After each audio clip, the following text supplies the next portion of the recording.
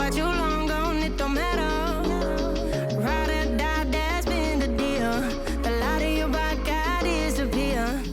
What's going on, everyone? It's Logan Anderson back with another video today. If you don't know who I am, I enjoy making health and wellness content to improve the health, independence, and quality of life for those with special needs. What we're going to talk about in today's video is the #1 best exercise for slimming down after 60. Now, this isn't out of my mouth. This is out of another trainer's mouth that wrote a blog on Eat This, Not That, which is a really popular website to help people improve their overall nutrition. So we're going to get right into it and see what that #1 exercise is.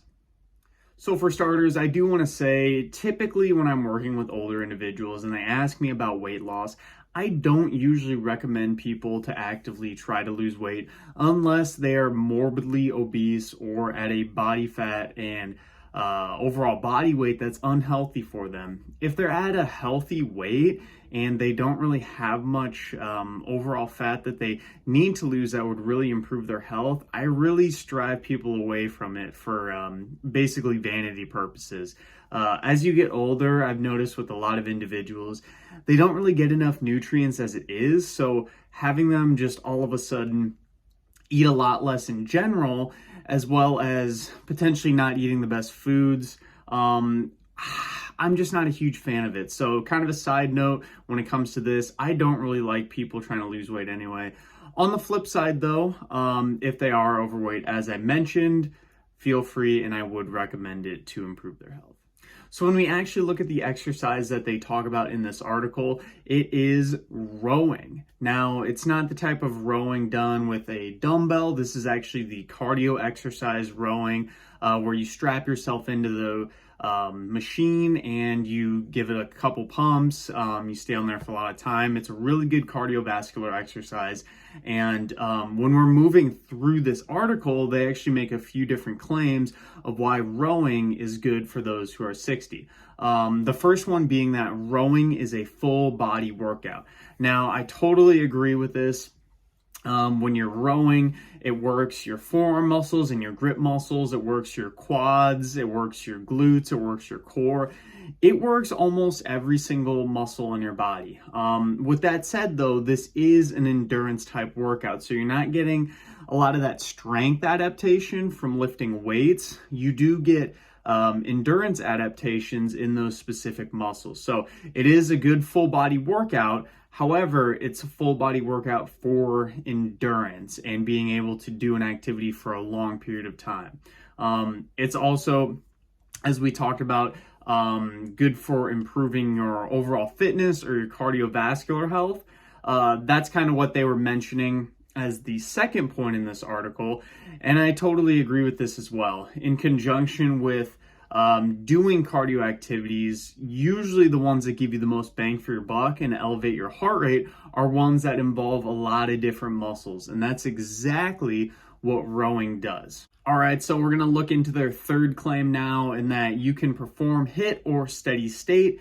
This is absolutely true, and one of the really good things about rowing, typically individuals who are older might not be comfortable with doing all-out sprints or stuff that's really high intensity on other machines. So this gives people a viable option at doing more high-intensity sprints, if you will, on the rowing machine.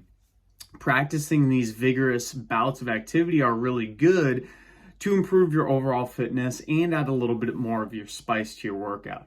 I will say the term you can do both steady state and HIIT is kind of redundant, because you can do that on basically any machine when it comes to cardiovascular equipment. However, specifically for seniors or older individuals, it really does give a good opportunity for something that's low impact.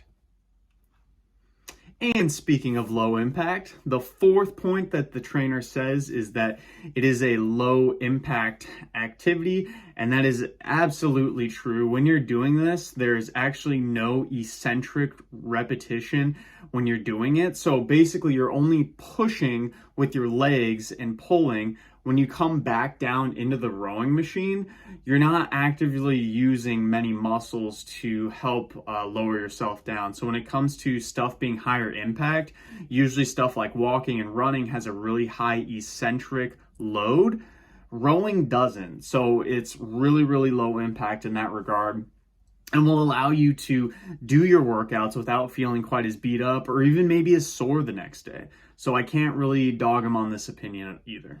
All right, so overall, I think the article is pretty well done. I do think it's kind of sort of misleading when they say the number one exercise in general. It's really hard to put that claim on any exercise altogether. I think individuals who are seniors should really, really get more into resistance training as a whole, because a lot of them go out for walks. If they are active in general, they need more knowledge on that weightlifting and how to improve their bone mineral density and strength, because those are stuff that are usually lacking.